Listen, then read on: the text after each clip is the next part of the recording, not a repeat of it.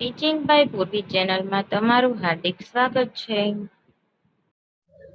કુતૂહલ વિજ્ઞાન પ્રયોગ પોથી ધોરણ 6 પ્રયોગ નંબર 4 હેતુ મુક્ત રીતે ફરી શકે તેમ લટકાવેલ ગજિયા ચુંબકનો ઉત્તર ધ્રુવ ઉત્તર દિશામાં અને દક્ષિણ ધ્રુવ દક્ષિણ દિશામાં સ્થિર થાય છે તેમ સાબિત કરવું. સાધનો: ગજિયો ચુંબક, લાકડાનું સ્ટેન્ડ, દોરી. આકૃતિ આપેલી છે તેવી જ આકૃતિ સામે દોરવાની છે. પદ્ધતિ: સામેના પેજ ઉપર આપેલું છે પ્રયોગ અંગે માર્ગદર્શન, એની અંદર પદ્ધતિ આપેલી હોય છે.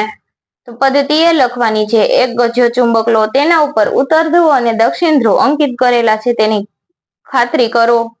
બીજું, ગજિયા ચુંબકની મધ્યમાં દોરી બાંધી તેને આકૃતિમાં દર્શાવ્યા પ્રમાણે લાકડાના સ્ટેન્ડ પર સમસ્થિત સમતલમાં મૂકી મુક્ત રીતે ફરી શકે તેમ લટકાવો.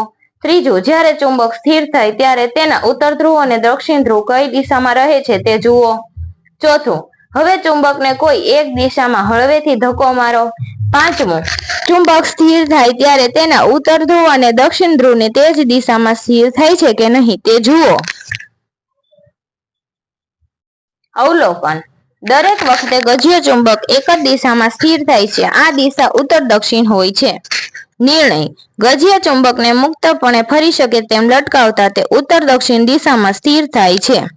જ્ઞાન ચકાસણી: પહેલું, નીચેના દરેક પ્રશ્નના ઉત્તર માટે નીચે આપેલા સાચો વિકલ્પ શોધી તેના ક્રમ અક્ષર પ્રશ્નની સામે આપેલ બોક્સમાં લખો.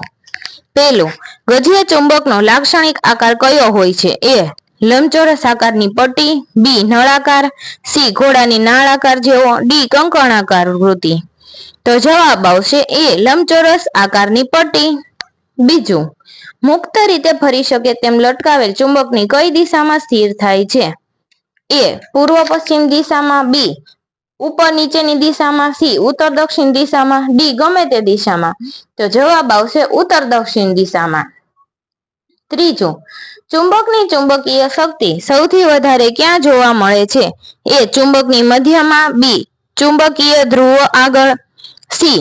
ચુંબકની ઉપરની સપાટી ઉપર, ડી. ફક્ત ચુંબકના ઉત્તર ધ્રુવો આગળ. તો જવાબ આવશે બી. ચુંબકીય ધ્રુવો આગળ. ચોથું, ગજિયા ચુંબક પર ઉત્તર ધ્રુવ દર્શાવવા અંગ્રેજી કયો મૂળાક્ષર લખેલો હોય છે? A. N, B. S, C. U, D. X. જવાબ આવશે એ. એન.